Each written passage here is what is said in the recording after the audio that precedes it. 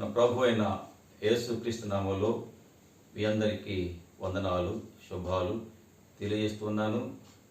అందరికీ ముందుగా advance Christmas శుభాకాంక్షలు మీకు తెలియజేస్తూ ఉన్నాను. ఈ వీడియోలో ప్రధానంగా నేను క్యాలెండర్ గురించి చెప్పాలని నేను ఆశపడుతున్నాను. ఎందుకంటే క్రీస్తు పుట్టిన తేదీ బైబిల్లో లేదు. అయితే అనేక మంది ఎందుకు లేదు అని ప్రశ్నిస్తూ ఉంటారు. ఎందుకు లేదు అనే విషయాలే నేను ఈరోజు వీడియోలో చెప్పబోతున్నాను. దయతో అందరూ శ్రద్ధగా వినాలని కోరుతున్నాను. ముఖ్యంగా ప్రపంచంలో ఈ బైబిల్ మీద దాడి చేయడం అనేది పూర్వం నుంచి ఉంది, ఇప్పుడు ఉంది. మన భారతదేశం కంటే ఈ వెస్ట్రన్ కంట్రీస్లోనే ఎక్కువగా దాడి చేయడం జరిగింది. ఇప్పటికీ వాళ్ళు చేస్తూ ఉన్నారు. వాళ్ళు చేసినంత దాడి మన దేశంలో ఎంతవరకు ఎవరు చేయలేదని మనం చెప్పుకోవచ్చు. సరే, అసలు విషయానికి వద్దాం. ముందు మీరు తమిళ చూసే ఉంటారు కదా. దాంట్లో ఫరో, హేరోదు, క్రీస్తు మన ముగ్గురు వ్యక్తులు కనిపిస్తారు. మూడవది పుట్టిన తేదీ అని 4 పదం కనిపిస్తుంటుంది. ఇప్పుడు మన టాపిక్ అంతా కూడా ఫరో, హేరోదు, క్రీస్తు, పుట్టిన తేదీ, ఈ 4 పదాల మీదే మనం ఫోకస్ చేస్తాము. శ్రద్ధగా వినండి. బైబిల్లో చాలా ఉన్నాయి జన్మదినాలు.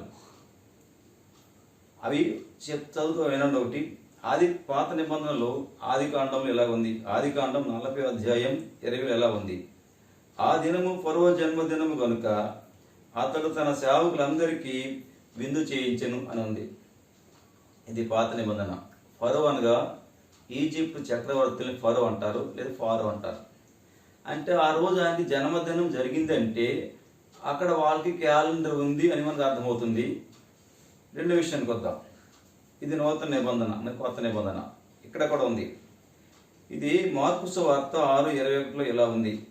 హేరోదు తన జనన దినోత్సవమందు ప్రధానులకును సహస్రాధిపతులకును గలిలయ ప్రముఖులకును విందు చేయించెను. ఇక్కడ కూడా ఫరో, ఈయన కూడా రాజే. పాత నిబంధనలు రాజు, ఇక్కడ రాజు. అక్కడ జన్మదినమే, ఇక్కడ జన్మదినమే. ఒక విషయం గమనించండి. నేను చదివిన వాటిలో జన్మదినము అన్నారు కానీ అక్కడ నెల కానీ తేదీ కానీ మనకు కనిపిస్తుందా? కనిపించడం లేదు. ఎందుకంటే దేవుని యొక్క ఉద్దేశం వేరు. ఈ బైబిల్ని దేవుడు మనకి ఇవ్వడంలో ఆయన యొక్క ప్రణాళిక వేరు, ఆయన యొక్క ఉద్దేశం వేరు. కేవలం దేవుడు తన ప్రేమ చేత తన పిల్లలమైన మనల్ని, నశించిపోయిన మనల్ని మరలా తిరిగి తన దగ్గరకు చేర్చుకునే విధానం ఏమిటో చెప్పడమే దేవుని యొక్క ప్రధానమైన ఉద్దేశం. ఇది మనసులో పెట్టుకోవాలి ప్రతి ఒక్కరు కూడా. ఈ 2 చోట్ల చూసినప్పుడు మనకి ఎక్కడ కూడా డేట్స్ కనిపించవు, నెల కనిపించదు. సరే, ఇప్పుడు ఇంత బాగుంది. మరి వారి జన్మదినం ఉన్నప్పుడు ఈ ప్రపంచానికే ఈనాడు ఇంత గొప్ప మతంగా ఉంది క్రైస్తవ మతం. ఇంత గొప్ప మతానికి స్థాపకుడైన క్రీస్తు యొక్క పుట్టిన తేదీ ఎందుకు లేదు అనే అనుమానం చాలా మందికి వస్తుంది. ఆ కారణం ఏం చేస్తారంటే, చాలా మంది ప్రశ్నిస్తూ ఉంటారు, పుట్టిన తేదీ లేదు అని, బహుశా ఈయన నిజంగా చారిత్రక వ్యక్తి కాదేమో అనే అనుమానం చాలా మందికి ఉంది. అది ఇక్కడే కాదు, ఈనాడు ఎంతో మంది ప్రశ్నించారు. అసలు క్రీస్తు పుట్టనే లేదు, అతడు అసలు కేవలం చారిత్రక వ్యక్తి కాదు, చరిత్రలో లేడు అని చాలా మంది అంటూ ఉంటారు. కానీ ప్రఖ్యాత చరిత్రకారుడు హెర్బర్ట్ జార్జ్ వెల్స్, షార్ట్లో హెచ్జి వెల్స్ అంటాం, ఆయన అన్నాడు, ఆయన క్రైస్తవుడు కాదు, ఆయన నైతికంగా బాగా పతనమైన వ్యక్తి హెచ్జి వెల్స్. బెర్ట్రాండ్ రస్సెల్ ఎంత నైతికంగా పతనమయ్యాడు, అంతకంటే హీనమైన స్థితి హెచ్జి వెల్స్ది. కానీ గొప్ప నవలకారుడు, చరిత్రకారుడు. ఆయన అంటాడు, మన క్రీస్తుని ఒక చరిత్రకారునిగా, మానవుడిగా చూడాలి అన్నాడు. అంత మాత్రమే కాదు, కానీ క్రీస్తుని తలచకుండా మన చరిత్ర రచనలో ముందుకు సాగలేమన్నాడు కూడా. సరే, విషయానికి వస్తాను. ఇప్పుడు పుట్టిన తేదీ అనే విషయాలు మనకు తెలియాలంటే అక్కడ క్యాలెండర్ ఉంది, ఒక క్యాలెండర్ ఉంది అని అర్థం చేసుకోవాలి. ఇప్పుడు అసలు క్యాలెండర్ అంటే ఏమిటి? What is calendar? ఇది ఎప్పుడు ప్రారంభమైంది, ఎక్కడ ప్రారంభమైంది, ఎవరు ప్రారంభించారు అనే విషయాలు కొద్దిగా తెలుసుకుంటే బాగుంటుందని నా ఉద్దేశం. అందుచేత ముందుగా కొద్ది నిమిషాలు క్యాలెండర్ గురించి చెప్తాను. ఆ తర్వాత క్రీస్తు పుట్టిన తేదీ ఎందుకు లేదో చెప్పి ఈ యొక్క సందేశాన్ని ముగిస్తాను. ముఖ్యంగా క్యాలెండర్ అనే పదము క్యాలరే అనే లాటిన్ పదం నుంచి వచ్చింది. లాటిన్ అనగా రోమన్ భాషే. క్యాలరే అనే పదం నుంచి క్యాలెండర్ అనే పదం వచ్చింది. ఇది క్యాలరీ అంటే అర్థం పిలవండి అని అర్థం. ఎవరిని పిలవాలంటే ఆ రోజుల్లో అప్పులు ఇచ్చేవారు, తీసుకునేవారు వాళ్ళందరూ అక్కడికి వస్తారు. వచ్చిన తర్వాత వాళ్ళందరూ రాసుకునేవారు పద్దులు. అంటే దీన్ని బట్టి ఏమర్థమవుతుందంటే క్యాలెండర్ అంటే ఆ రోజుల్లో వాళ్ళకి పద్దుల పుస్తకము లేదా ఒక అకౌంట్ బుక్ అని అర్థం. ఇది నాడు మనకి క్యాలెండర్ అయింది. దీన్ని పంచాంగాన్ని క్యాలెండరే. ఇప్పుడు అర్థమై ఉంటుంది మీకు క్యాలెండర్ అంటే ఏంటో. ఇది రోమన్సే ప్రారంభించారు. ఇప్పుడు మరి క్యాలెండర్ ఏముండాలి? తేదీ ఉండాలి, వారం ఉండాలి, నెల ఉండాలి, సంవత్సరం ఉండాలి. ప్రపంచంలో 7 దినాలు వారానికి ఎవరు చెప్పారు మనకి? ఇప్పటికి స్పష్టంగా ప్రపంచంలో వారానికి 7 దినాలు అని చెప్పిన వారు ఎవరు స్పష్టంగా ఎవరికి తెలియదు. బైబిల్ మాత్రం స్పష్టంగా చెప్పింది. ఎక్కడ ప్రారంభించారో ఎవరు చెప్పలేరు కదా, బైబిల్ పక్కాగా ఉంది. ఇప్పుడు వారానికి 7 రోజులు ఎందుకు ఉండాలి అని చాలామందికి వచ్చింది. పూర్వం చెప్తా వినండి. పూర్వం రోజుల్లో వారానికి కొంతమంది 4 రోజులే. ఇది ఎక్కడుంది? ఇది ముఖ్యంగా ఆఫ్రికా అడవుల్లో ఉండే అడవిజాతుల మధ్య ఉందట. కొంతమందికి 5 రోజుల వారం ఉంది. ఇది యూరోప్లోను, ఆసియా, మధ్య అమెరికా ఆ ప్రాంతాల్లో ఉంది. ఇది వాళ్ళకి వారానికి 5 రోజులే. కొంతమందికి వారానికి 6 రోజులు. ఇది 6 రోజు ఇరాక్ దేశంలో ఉంది. అంటే ఆ రోజు కల్దీయులు అంటారు వాళ్ళని. వాళ్ళకి 6 రోజుల వారమే. ఒకరికి 4 రోజుల వారం ఉంది, కొందరికి 5 రోజులు ఉంది, కొందరికి 6 రోజులు ఉంది. మళ్ళా ఈ 7 రోజుల వారం అనేది కూడా మెసొపొటేమియా అంటే ఇరాకే, అక్కడ కూడా ప్రారంభమైంది. కొంతమంది ఊహ అక్కడ ఉంది. తర్వాత కొంతమందికి 8 రోజుల వారం ఉంది. ఎవరు? ముఖ్యంగా వీళ్ళు రోమన్స్. వీళ్ళకి వారానికి 8 రోజులు. వీళ్ళకి ఆ రోజు నెలలు 10 నెలలు ఉన్నాయి. వీళ్ళ పరిస్థితి అలాగ ఉంది. ఇంకో గొప్ప విషయం, ఇది చాలా ఆసక్తిగా ఉంటుంది. వారానికి కొందరికి 10 రోజులు. వీళ్ళు ఎవరికంటే ఈజిప్ట్. వీళ్ళు వారానికి 10 రోజులు అంటే అర్థమేంటి? వీళ్ళు వారానికి నెలకి 8 వారాలు వచ్చి వీళ్ళకంటే 3 వారాలే. 3 × 30, 3 × 10. అంటే వారాలు ఈ రకంగా ఉన్నాయి. ఏమని అర్థం చేసుకోవాలి మనం ఇప్పుడు? కొంతమంది అలాగ ఉంది, కొంతమంది ఎలాగ ఉంది. తర్వాత వీళ్ళకి వారాలకు రోజులు పెట్టారంటే ఈజిప్ట్లో, ఇరాక్లో పెట్టారు. ఆ రోజు వాళ్ళకి కనిపించినటువంటి సూర్యుడు, చంద్రుడు, గ్రహాలు, వాటి పేర్లే వాళ్ళు వారాలు పెట్టారు. ఈ పేర్లు పెట్టింది మాత్రం పక్కాగా ఇరాక్ వారే. ఇది ఆ తర్వాత ప్రపంచం అంతటా పాకింది. అయితే మరి నెలలు, వారాలు తెలిసింది. నెలలు ఎన్ని? కొంతమందికి 10 నెలలే ఉన్నాయి, కొంతమందికి 13 నెలలు ఉన్నాయి. ఇది క్యాలెండర్ పరిస్థితి. కొంతమంది క్యాలెండరు సూర్యుని ఆధారంగా చేసుకున్నారు కొందరు. కొంతమందికి చంద్రుని ఆధారంగా చేసుకుని వాళ్ళు క్యాలెండర్ తయారు చేస్తారు. అంటే 2 రకాల క్యాలెండర్స్ ఉంటాయి. సౌరమానము, చాంద్రమానం అంటారు. ఇలాగ ఉంటాయి. ముఖ్యంగా మన దేశం సంగతి చెప్తాం వినండి ఒకసారి. దక్షిణ భారతదేశంలోను మరి గుజరాత్లో కూడా నెల అనేది అమావాస్యతో మొదలవుతుంది, అమావాస్యతో. అయితే బెంగాల్, ఒరిస్సా, తమిళనాడు, కేరళలో అక్కడ సౌరమానం ఉంది. మిగిలిన రాష్ట్రాల్లో చంద్రమానం ఉందట. నార్త్ ఇండియాలో నెల అనేది పౌర్ణమితో స్టార్ట్ అవుతుంది. మన దేశంలో ఎన్ని మార్పులను చూడండి. ముఖ్యంగా మన దేశంలో ఇంత పెద్ద దేశంలో ఎన్ని మార్పులు వచ్చాయి. గ్రీకు దేశంలో ప్రతి నగర రాజ్యానికి ప్రత్యేక వాళ్ళ క్యాలెండర్ ఉండేయట. ఎవరి వాళ్ళ క్యాలెండర్స్ వాళ్ళకున్నాయి. గ్రీకులో వాళ్ళకు ఉన్నాయి. ఇప్పుడు ఇన్ని రకాల క్యాలెండర్స్ ప్రపంచంలో ఉన్నాయి. కానీ ప్రపంచంలో మొట్టమొదటిగా 364 రోజులే, 365 రోజులే, 366 రోజులు లీప్ ఇయర్లు అని పక్కాగా లెక్కలు కట్టి ఈనాడు ప్రపంచానికి అందించింది మాత్రం ఈజిప్ట్ వారు, ఈజిప్షియన్స్. ఈ ఘనత ఈజిప్ట్ వారికి దక్కింది. ఈనాడు చాలామంది అంటారు తెలుగు క్యాలెండర్, ఆంగ్ల క్యాలెండర్ అంటారు. తెలుగు క్యాలెండర్ అయితే ఉంది కానీ ఆంగ్ల క్యాలెండర్ లేదు. ఎందుకంటే ఈ క్యాలెండర్ యొక్క నిర్మాణంలో బ్రిటిష్ వాడికి దమ్మిడి పాత్ర లేదు, భారతీయుడికి అసలే లేదు. ఈ ఘనత అంతా కూడా ఈజిప్ట్ వారికి చెందుతుంది. ఈనాడు మనం వాడుతున్న క్యాలెండర్ పక్కాగా ఇది ఈజిప్ట్ వారిది. ఫస్ట్ డెవలప్ చేసిన వాళ్ళు. ఆ తర్వాత కొద్దిగా మార్పులు చేసి కొద్దిగా బాగా డెవలప్ చేసి బాగా ప్రాచుర్యాలు తెచ్చిన వారు మాత్రం రోమన్స్. ఏది ఏమైనా ఘనత, క్యాలెండర్ నిర్మించిన ఘనత మాత్రం ఈజిప్ట్ వారిదే. ఇందులో భారతీయులకు కానీ బ్రిటిష్ వాడికి కానీ ఎవరికి హక్కు లేదు. బ్రిటిష్ వాడికి అసలే లేదు. చాలామంది తెలియక ఆంగ్ల క్యాలెండర్ అంటారు, తప్పు. అసలు ఆంగ్ల క్యాలెండర్ లేనే లేదు.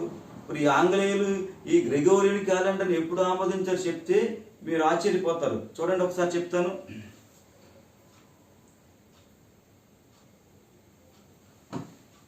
ఇప్పుడు నిజానికి గ్రెగోరియన్ క్యాలెండర్ అనేది 1772లో స్టార్ట్ అయింది. మరి 1772లో స్టార్ట్ అయితే మరి దానికి ముందు ఏ క్యాలెండర్ ఉంది ప్రపంచంలో అంటే రోమన్ క్యాలెండర్ ఉంది. అంతవరకు రోమన్ క్యాలెండర్లు ఎన్ని రోజులు ఉన్నాయి వారానికి అంటే అప్పుడు వాళ్ళకి ఏముండేవి? 8 రోజులు ఉన్నాయి. వాళ్ళకి 10 నెలల ఫస్ట్. రోమా సామ్రాజ్య స్థాపకుడు రోమ్యులస్ ఆయన ప్రారంభించిన క్యాలెండర్లో 8 రోజులు ఉన్నాయి, 10 నెలలు ఉన్నాయి. ఆ తర్వాత పాంపేనియస్ వచ్చాడు, అతడు 2 నెలలు పెంచి 12 నెలలు చేశాడు. ఇప్పుడు అయిపోయింది, సరిపోయింది. అయితే ఇప్పుడు ఈ తర్వాత మరొక విషయం చెప్తా. అంతవరకు బాగానే ఉంది. ఇప్పుడు ఎప్పుడైతే ఈ పోప్ గ్రెగరీ అంటారే, ఈ గ్రెగరీ ఒక నూతన క్యాలెండర్ మరలా తయారు చేయాలని చెప్పాడు. ఎందుకు మళ్ళా ఒకసారి ముందుకు వెళ్తా. క్రీస్తు శకం 325 సంవత్సరంలో నైసియా అనే ప్రాంతంలో క్రిస్టియన్ కౌన్సిల్ జరిగింది. దాన్ని ఏర్పాటు చేసిన వాడు కాన్స్టాంటిన్ చక్రవర్తి. అక్కడ చాలా విషయాలు చెప్తారు అక్కడ. అందులో ప్రధాన విషయం ఏంటంటే ఆ రోజు ఈస్టర్ పండుగ ఎప్పుడు జరపాలి, తర్వాత వారానికి ఎన్ని రోజులు ఉండాలి అని అక్కడ వాళ్ళు తీర్మానం చేశారు. వారానికి 7 రోజులు ఉండాలని తీర్మానం చేశారు. అలాగే వసంత విశ్వత్తు తర్వాత పౌర్ణమి తర్వాత వచ్చే మొట్టమొదటి ఆదివారం నాడే ఈస్టర్ పండుగ జరగాలి అన్నారు. ఎందుకు మీకు అర్థం కావాలి, మీకు చెప్తాను చూడండి. మనందరూ తెలుసు ఈ సంవత్సరము వచ్చిన తేదీ నెక్స్ట్ ఇయర్ ఉంటుందా? వారం మారిపోద్ది. డేట్ అదే కావచ్చు, వారం మారిపోద్ది. డేట్ అదే, వారం మారిపోద్ది. అలాగే ఈస్టర్ ఎప్పుడైతే జరిగిందో మొట్టమొదటి ఈస్టర్, అక్కడ నుంచి వారం మారిపోతూ ఉంది. ఇది మారిపోతూ ఉంది కాబట్టి దీన్ని మార్పులు చేయాలని అప్పుడు కూర్చున్నారు 325 ADలో. ఆ తర్వాత మళ్ళీ మార్పు చెందుతాం. అప్పుడు 10 రోజులు తేడా వచ్చింది. అప్పుడు ఏం జరిగిందంటే ఈ గ్రెగరీ ఈయన చెప్తాడు. అప్పుడు 1772లో ఈ రోమన్ క్యాలెండర్ టోటల్ మార్పు చేసేసారు. అప్పుడు చేయించిన వ్యక్తి పోపు కాబట్టి గ్రెగరీ, ఈయన పేరు మీద గ్రెగోరియన్ క్యాలెండర్ అంటారు దీన్ని. చాలామంది తెలియక దీన్ని ఆంగ్ల క్యాలెండర్ అనుకున్నారు వీళ్ళు చాలామంది. ఇది ఆంగ్ల క్యాలెండర్ కాదు, ఇది గ్రెగోరియన్ క్యాలెండర్. అంటే ఇది కూడా ప్రాథమికంగా ఈజిప్ట్ క్యాలెండరే. ఫస్ట్ ఈజిప్ట్ స్టార్ట్ చేస్తారు, దాన్ని కాస్త డెవలప్ చేసిన రోమన్స్, ఆ తర్వాత ఇది. మీరు ఒక విషయం గమనించే విషయాల్లో ఎందుకు క్యాలెండర్ మార్పులు జరుగుతున్నాయి గమనించండి. ఎందుకు మార్పులు జరుగుతున్నాయి?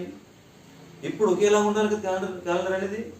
ఎందుకు మార్పులు జరుగుతున్నాయి అంటే ఎవరికి అంతు చిక్కని రహస్యం ఒకటి ఉంది. భూమి ప్రతి 26,000 సంవత్సరాలకు తన అక్షాన్ని మార్చుకుంటూ ఉంటుంది అన్నారు. ఈ సంగతి పసిగట్టినవాడు ఎవడంటే హిప్పార్కస్. క్రీస్తు పూర్వం 125 సంవత్సరాలు చెప్పాడు. అప్పుడు 23.5 డిగ్రీలు భూమి వంగి ఉంటుంది అన్నాడు. ఎందుకు వంగి ఉంటుందంటే కాలాలు దాని వల్ల ఏర్పడతాయి. ఒకవేళ అక్కడ వంపు లేకపోతే ఎప్పుడు ఒకే కాలం ఉంటుంది. ఇది పరిస్థితి. ఈ విషయం పసిగట్టి చెప్పిన వాడు హిప్పార్కస్. ఇంత గొడవ ఉంది. ఇలా రోజులు మారుతూ ఉన్నాయి. రోమన్ క్యాలెండర్ 10 రోజులు తొలగించేశారు.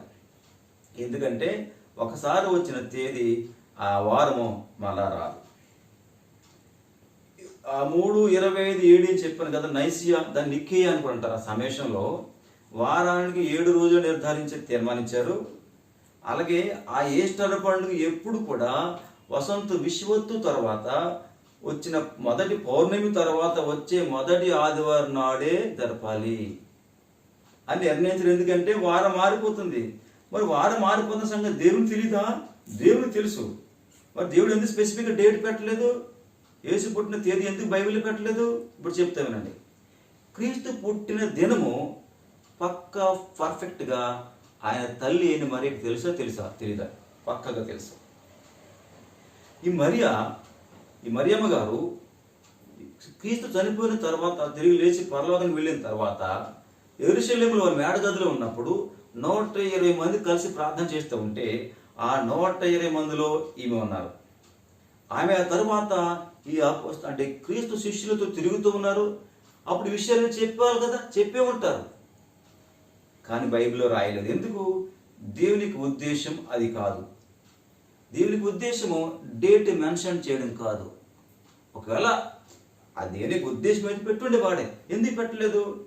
వినండి, క్యాలెండర్ అనేది మానవ సృష్టి, గుర్తుపెట్టుకోవాలి. మానవ సృష్టి కాబట్టే ఇన్ని ప్రపంచంలో ఇన్ని రకాల క్యాలెండర్లు ఉన్నాయి, ఇన్ని రకాలుగా మారిపోతూ ఉన్నాయి. ఏది స్థిరంగా లేదు. ఇప్పటికి ఈనాటికి కూడా పక్కా పర్ఫెక్ట్ క్యాలెండర్ ఏది అంటే ప్రపంచంలో ఈనాటికి లేదు. ప్రతి క్యాలెండర్ లొసుగులతో నిండి ఉన్నది. ప్రపంచంలో అత్యుత్తమ క్యాలెండర్ ఏమిటంటే మాయా క్యాలెండర్. ఇది మెక్సికో దేశానికి చెందినటువంటి ఆ యొక్క నాగరికత ఉండేది. వాళ్ళు చాలా పక్కా పర్ఫెక్ట్గా క్యాలెండర్ రూపొందించారు వాళ్ళు. అది గొప్పది. వారికి ఇతర దేశాలకు సంబంధం లేవు, కానీ అదే పర్ఫెక్ట్ అని ఈనాడు కూడా చరిత్ర చెబుతూ ఉంది, సైంటిస్ట్ చెప్తూ ఉన్నారు.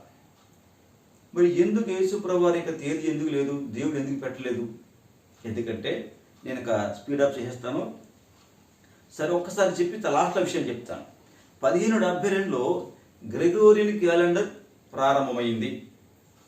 అప్పుడు వెంటనే ఏదో ఆ రోమన్ కాథలిక్ దేశాలు ఫాలో అయ్యారు, కానీ చాలా దేశాలు ఆ క్యాలెండర్ ఫాలో కాలేదు. చూడండి, లైబ్నిజ్ అందరు తెలుసు సైంటిస్ట్, ఆయన కృషి వల్ల జర్మనీ 1699లో ఈ గ్రెగోరియన్ క్యాలెండర్ని ఆమోదించింది. అయితే ఇంగ్లాండ్ 1752లో ఆమోదించింది. గమనించారా? ఇంగ్లాండ్ గ్రెగోరియన్ క్యాలెండర్ని 1752లో ఆమోదించింది. క్యాలెండర్ నిర్మాణంలో ఇంగ్లాండ్కి దమ్మిడి పాత్ర లేదని మళ్ళీ అర్థం చేసుకోవాలి. అది 1918లో రష్యా అంగీకరించింది. అంటే అంతవరకు ఏం ఫాలో అయ్యారు వీళ్ళు? అంతవరకు వీళ్ళు రోమన్ క్యాలెండర్ ఫాలో అయ్యారు. అర్థమవుతుందా? బ్రిటిష్ వారికి ఇందులో పాత్ర లేదు. గ్రెగోరియన్ క్యాలెండర్ 1572లో ప్రారంభమైంది. అంతవరకు రోమన్ క్యాలెండర్ ఉంది. అయితే ఫస్ట్ అసలు ఇప్పుడు విషయానికి వచ్చేసిన స్పీడ్గా ఇంకో విషయం చెప్పాలి. ఆ రష్యా వారు ఏం చేశారంటే 1927లో వారానికి 5 రోజులు నిర్ణయించారు వాళ్ళు. 1927లో నిజానికి వాళ్ళు ఏం చేశారు? 1918లో వాళ్ళు ఈ గ్రెగోరియన్ క్యాలెండర్ని ఆమోదించారు. ఆ తర్వాత 27లో ఏం చేశారు? వారానికి 5 రోజులు నిర్ధారించారు. ఆ తర్వాత 1932లో అది కాదు అబ్బాయిని మళ్ళీ 6 రోజులు మార్చారు వారాన్ని. అది 1940కి వచ్చి మళ్ళీ ఏమైందంటే మళ్ళీ ముందుకే వచ్చి ఏమంటే 7 రోజుల వారం అని మళ్ళీ నిర్ధారించారు. ఇలా ప్రపంచంలో చాలామంది క్యాలెండర్ని మార్చాలని ప్రయత్నం చేశారు. ఈనాడికి కూడా చాలామంది ఆదివారం ఎందుకు సెలవులను మార్దామని చూస్తూ ఉంటారు. ఇది జరిగే పని కాదు. ఇప్పుడు 1572లో గ్రెగోరియన్ క్యాలెండర్ ప్రారంభమైతే అసలు క్రీస్తు పుట్టిన తేదీ నుంచి క్రీస్తు శకము క్రీస్తు పూర్వం ప్రారంభించాలని ఎక్కడ ప్రారంభమైంది, ఎవరు చెప్పారు? ఆ విషయాన్ని చెప్తే ఇప్పుడు ఇది ఎవరు చెప్పారంటే డయోనిసియస్ ఎక్సిగ్యూవస్ ఇన్ పేరు. డయోనిసియస్ ఎక్సిగ్యూవస్ అనే ఆయన ఒక రోమన్ కాథలిక్ బిషప్ ఈయన చెప్పాడు, క్రీస్తు పుట్టిన తేదీ నుంచి మనము ప్రారంభించాలన్నాడు. వాళ్ళు మొత్తం మీద ఆ రోజు పోపులు అందరూ కలిసి అలా చేసి మొత్తం మీద అదే చేశారు. అప్పుడు చాలామంది లెక్కలో తీసుకుంటే అందరూ కలిసి క్రీస్తు మోక్షేపారు. కాబట్టి క్రీస్తు పుట్టిన తేదీ నుంచి మనకి క్రీస్తు శకము క్రీస్తు పూర్వం అనే ఒక శకం అనేది ప్రారంభమైంది. అది ఎప్పుడు చెప్పాడు? అది చెప్పిన మాట ఎప్పుడు చెప్తా చూడండి, అది స్పష్టంగా ఉంటే బాగుంటుంది. అది విషయం చెప్తాను మీకు. 532వ సంవత్సరంలో చెప్తాడు డయోనిసియస్ ఎక్సిగ్యూవస్. క్రీస్తు శకం 532లో చెప్పాడు, క్రీస్తు పుట్టుక నుంచే క్రీస్తు శకారంభం చేయాలన్నాడు. ఈయన ఒక బిషప్, రోమన్ ఆర్సిఎం బిషప్. అయితే అని చెప్పింది అలాగే చేశారు. అయితే క్రీస్తు శకం ఎప్పటి నుంచి ప్రారంభించిన వాడుకలో వచ్చిందంటే క్రీస్తు శకం 748వ సంవత్సరం నుంచే క్రీస్తు శకం అని ప్రారంభించారు. అంటే చెప్పడం ఎప్పుడు అది నిర్ధారించారు 5:32లో. కానీ ప్రపంచమంతటా కూడా 748 సంవత్సరం నుంచే క్రీస్తు శకము అని మొదలుపెట్టారు. మరి క్రీస్తు పూర్వం ఎప్పుడు మొదలుపెట్టారు అంటే క్రీస్తు శకం 1219 సంవత్సరం నుంచి క్రీస్తు పూర్వం అని రాయడం మొదలుపెట్టారు. అంటే ఎన్నా డొమినో అంటే ప్రభు సంవత్సరం అని, ఇయర్ ఆఫ్ ద లార్డ్ అంటారు అక్కడ దాన్ని. అంటే 748లో క్రీస్తు శకం ప్రారంభమైతే అది క్రీస్తు శకం 1219లో క్రీస్తు పూర్వం ప్రారంభమైంది. అంతే కదా. ఇప్పుడు చూద్దాం, ఇప్పుడు ఎందుకు మరి ఆ క్రీస్తు గురించి చెప్పాలి. క్రీస్తు పుట్టిన తేదీకి ఇప్పుడు నేను వస్తాను, కొద్ది నిమిషాలు దీన్ని ముగిస్తాను. క్రీస్తు పుట్టినది బైబిల్లో ఉందా లేదా అంటే లేదు. ఎందుకు లేదు చెప్తున్నప్పుడు, ఇప్పుడు మీరు గమనించి ఉంటారు, ఇన్ని రకాల క్యాలెండర్లు ఉన్నాయి ప్రపంచవ్యాప్తంగా. ఒకరికి వారాలు 4 ఉంటే ఒకరికి 5, ఒకరికి 6, ఒకరికి 7, కొందరు నెలల 10, కొందరికి 13. ఇన్ని రకాల క్యాలెండర్లు ఉంటే యేసు ప్రభుని తీసుకొచ్చి ఏ క్యాలెండర్ ఇరికించాలనుకుంటున్నారు వీళ్ళు? ఆలోచించండి. దేవుడు అంటాడు, యెహోవానైన నేను మార్పు లేనివాడను. మలాకి 3:6లో ఉంది పాత నిబంధన. యెహోవానైన నేను మార్పు లేనివాడను. కీర్తన 102:27 ఈ విధంగా ఉంది, నీవు యాగరీతిగా ఉండేవాడవు. దేవుడు మార్పు లేనివాడు. అంత సత్యం. సత్యం అనగా కాలానికి స్థలాలకు మార్పు లేనిది సత్యం. ఎక్కడ ఉన్నా, ఏ ప్రదేశంలో ఉన్నా, ఏమైనా సరే మార్పు అనేది ఉండదు. దాన్ని సత్యం అంటారు. క్రీస్తు అన్నాడు, నేనే సత్యం అన్నాడు. ఈ సత్యమైన దేవుడు, ఈ మార్పు లేని దేవుడు హెబ్రీ 13:18 ఉంటుంది, యేసుక్రీస్తు నిన్న నేడు నిరంతరము ఏకరీతిగా ఉన్నాడు అనగా దేవుడు మార్పు లేనివాడు. మరి మార్పు లేని దేవుడిని తీసుకొచ్చి, మార్పు లేని క్రీస్తుని తీసుకొచ్చి నిత్యము లొసుగులతో నిండిన ఈ క్యాలెండర్లో నిత్యము మార్పు చెందుతూ పోయే ఈ అంటే ఈ నిజాయితీ లేని క్యాలెండర్లో క్రీస్తుని ఎలా పెడదాం అనుకుంటున్నారు మీరు? ఒకలా అనుకుంటే పెట్టగలచా? అందుకే దేవుడు సర్వజ్ఞాని అయిన దేవుడు, సర్వశక్తిమంతుడు. ఆయనకు తెలుసు. ఎందుకంటే ఒకవేళ నిజంగా ఆ రోమన్ క్యాలెండర్లోని పెట్టుంటే ఒకవేళ ఫలానా తేదీన పుట్టాడని, ఈనాడు ఏం చేశారు? AD BCని అబ్బాయి ఆయన పేరు ఎందుకు మేమెందుకు పెట్టాలి అని తీసేసేసినప్పుడు కామన్ ఇయరా అన్నారు, అంటే సాధారణ శకము. ఇంకోటి ఏమన్నారు? బిఫోర్ కామన్ ఇయరా, సాధారణ శక అని పూర్వమన్నా లేదా CE BC అన్నారు కదా. మరి CE BC అనేవి దేని నుంచి వచ్చాయో బాబు అంటే మళ్ళీ అక్కడికి వెళ్ళాలి. ఎక్కడికి వెళ్ళాలి? క్రీస్తు శకము, క్రీస్తు పూర్వము. మీరు క్రీస్తుని వదిలించుకోవడం ప్రపంచంలో ఎవరికి వల్ల కాదు. క్రీస్తుని వదిలించుకోవడం జరిగే పని కాదు. మరి అప్పుడు ఆ ADని ఆ BCని తొలగించారు. ఇప్పుడు CE అంటారు, BCE అంటారు. ఒకవేళ ఆ రోజు కనుక తేదీ ఎవరు ఉండి ఉంటే వీళ్ళు ఏం చేసేవారు తెలుసా? ఆ నెలనే ఏకంగా తొలగించేసేవారు వీళ్ళు, సాతానిక సహకారంతో. సాతాన్ పన్నాగం అలాగే ఉంటుంది. ఒకవేళ ఏదో నెలలో క్రీస్తు పుట్టిన తేదీ లెక్కించి ఉండి కనుక ఆ యొక్క నెలని తీసేసేవారు, లేదా ఆ నెలలో ఆ రోజులు తగ్గించేసి క్రీస్తు ఎక్కడ పుట్టాడు అని చెప్పగలవారు. సాహసం చేస్తారు. ఇప్పుడు తీయలేదా AD BCని? అదే తీస్తారు. కానీ సర్వజ్ఞాని అనే దేవునికి విషయం తెలీదా? తెలుసు. ఎందుకంటే దేవుడు మార్పు లేనివాడు. డిసెంబర్ క్రిస్మస్ ఈ నెల ఈ వారం శుక్రవారం వస్తే వచ్చే శనివారం వస్తుంది. మార్పు కుదరదు. మార్పు లేనివాడు దేవుడు. ఇలా మారిపోయే వాటిలో, స్థిరం లేని వాటిలో ఈ దేవుడు ఉండడు. ఇది మనం అర్థం చేసుకోవాలి. 4 రకాల రోజులు ఉన్నాయి, గమనించారు కదా. ఎందుకు 4 రకాల రోజులు గమనించుకోండి ఎప్పుడైనా సరే. మార్పు చెందుతుందా లేదా? మరి మార్పు చెందే క్యాలెండర్లో క్రీస్తు ఎలా ఉంటాడో మీరు అర్థం చేసుకోవాలి. ఈయన ఉండడు. ముఖ్యంగా మరి 25వ తారీఖు క్రిస్మస్ ఎందుకు చేస్తారు అని ఈ విషయాన్ని చెప్పి నేను క్లోజ్ చేస్తాను. 4వ శతాబ్దంలో రోమన్ చక్రవర్తి కాన్స్టంటైన్, ఈయన క్రీస్తు నమ్మాడు. క్రైస్తవ మతాన్ని రాజమతంగా చేశాడు, ప్రభుత్వ మతం ప్రకటించాడు. సంతోషం అంతవరకు. అయితే ఆ రోజు రోమన్లు వాళ్ళు ఏం చేసేవారంటే, వాళ్ళు కొన్ని పండుగలు ఉన్నాయి. ఆ పండుగలు ఏంటి? సూర్య దినోత్సవ పండుగలు అవి. ఏంటి పండుగలు అంటే చూడండి, దీన్ని తెలుగులో ఉత్తరాయణం, దక్షిణాయనం అంటారు. మనకు తెలుసు అందరికీ. దీన్ని ఇంగ్లీష్ ఏమంటారు అంటే ఉత్తరాయణాంతం అని ఇంగ్లీష్. దీన్ని ఏమంటారు అంటే సోలిస్టిస్ సమ్మర్.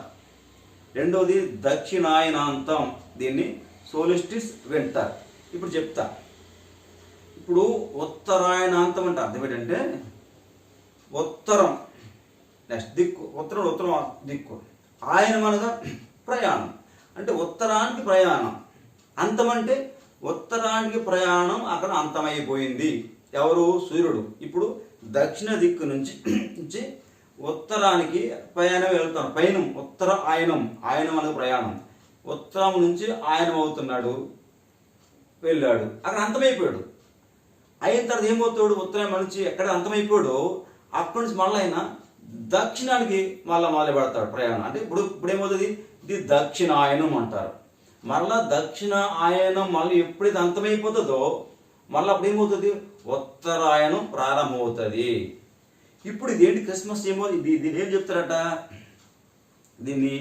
ఇది దక్షిణాయనాంతం, అంటే దక్షిణానికి సూర్యుడు అలాగే వెళ్తా పయనిస్తూ వెళ్ళాడు. పయనించి వెళ్ళి అక్కడ అంతమైపోయింది అండి. అప్పుడు ఏమవుతాడు? అక్కడి నుంచి మళ్ళా ఉత్తరానికి ప్రారంభమవుతాడు, పయనమవుతాడు. ఎప్పుడైతే అంతమయ్యాడో ఆ రోజు యాక్చువల్గా అప్పట్లో December 25, ఇప్పుడు December 22కి వచ్చింది. ఇప్పుడు అది వాళ్ళకి ఏంటి? వాళ్ళకి సూర్య జన్మదినం. అది వాళ్ళకి సూర్య జన్మదినం. అది ఆ సూర్య జన్మదినాన్ని ఆ రోజు రోమన్లు పాటించేవారు. దాన్ని పట్టుకొచ్చి క్రీస్తుకి పెట్టారు. ఎందుకు పెట్టారంటే ఈయన నీతి సూర్యుడు. అసలు విషయం ఇది. యేసుప్రభువుకు బిరుదు ఉంది, ఈయన నీతి సూర్యుడు. నిజానికి అది వాళ్ళ యొక్క అన్యాచారమే. ఇది వాస్తవానికి అన్యాచారమే. దాన్ని వాళ్ళ పండుగకి పట్టుకొచ్చి ఎవరు పెట్టారంటే దీనికి పెట్టారు. అంతే తప్ప ఇక్కడ ఏమీ లేదు. ఈయన నీతి సూర్యుడు. అది ఆ దక్షిణాయన అంతం కాబట్టి అక్కడ వాళ్ళు దాన్ని పట్టుకొచ్చి క్రిస్మస్ అన్నారు. అది December ఆ రోజులు యాక్చువల్గా 25, కానీ ఇప్పుడు December 22కి వచ్చింది. అందుకు ఇలా మారిపోతూ ఉంటుంది. ఎందుకు మారిపోతుంది ముందు చెప్పాను మీకు. ఎందుకంటే దాన్ని విశ్వచలనం అంటారు. దాన్ని విశ్వచలనం చెప్పని భూమి ప్రతి 26,000 సంవత్సరాలకు ఒక్కసారి తన అక్షాన్ని మార్చుకుంటూ ఉంటుంది అని చెప్తాడు. ఇది కనిపెట్టిన ఘనత అంటే హిప్పార్కస్. క్రీస్తు పూర్వం 125 కనిపెట్టాడు. దీనిని బట్టే ఈ మార్పులు వస్తూ ఉంటాయి. అప్పుడు యాక్చువల్గా 25 ఉండి డిసెంబరు, ఇప్పుడు December 22కి వచ్చింది. ఇప్పుడు నెక్స్ట్ మారిపోతూ ఉంటుంది. కానీ క్రిస్మస్ మాత్రం ఆ 25 ఉంచారు.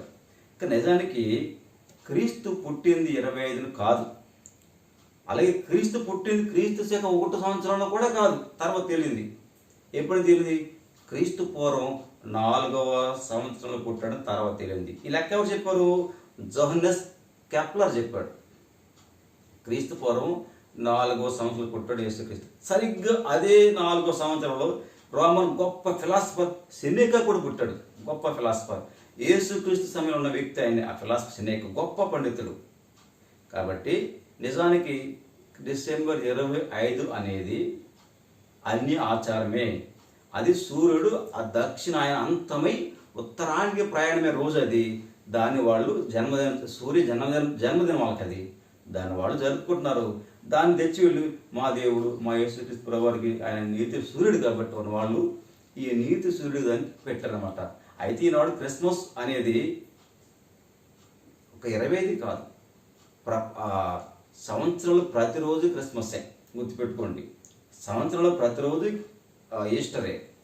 సంవత్సరంలో ప్రతిరోజు గుడ్ ఫ్రైడే. ఎందుకంటే క్రీస్తు ఆ ఒక్కరోజు ఆరాధించబడతాం కాదు. క్రీస్తు ప్రతి దినము ఆరాధనకు యోగ్యుడు, పూజార్హుడు, పూజింపదగిన వాడు. కావున మీకు అందరికీ అర్థమయ్యి ఉంటుంది. ఏమంటే క్యాలెండర్ అనేది స్థిరమైనది కాదు. ఇప్పటికీ ప్రపంచంలో ఏ క్యాలెండర్ కూడా ఖచ్చితమైనది కాదు. అన్ని లోసుగులతో ఉన్న క్యాలెండరే. ఈ సంగతి పండితులకు తెలుసు. ఎవడు కూడా పక్కా పర్ఫెక్ట్ క్యాలెండర్ని ఎవరు నిర్మాణం చేయలేరు. ఇటువంటి క్యాలెండర్లను మీరు తెచ్చి యేసు ప్రభుని ఎక్కడ ఇరికించాలనుకుంటున్నారో, మీరు ఇరికించాలనుకుంటే ఆయన ఇరుక్కునే వ్యక్తి కాదు. యేసుక్రీస్తు సర్వ శక్తిమంతుడు, సర్వజ్ఞాని అయిన దేవుడు. కాబట్టి ఈ విషయాలు అందరూ గ్రహించారని నమ్ముతున్నాను. మరికొన్ని మరికొన్ని విషయాలు చెప్పడానికి ప్రయత్నం చేస్తాను. అందరికీ వందనాలు.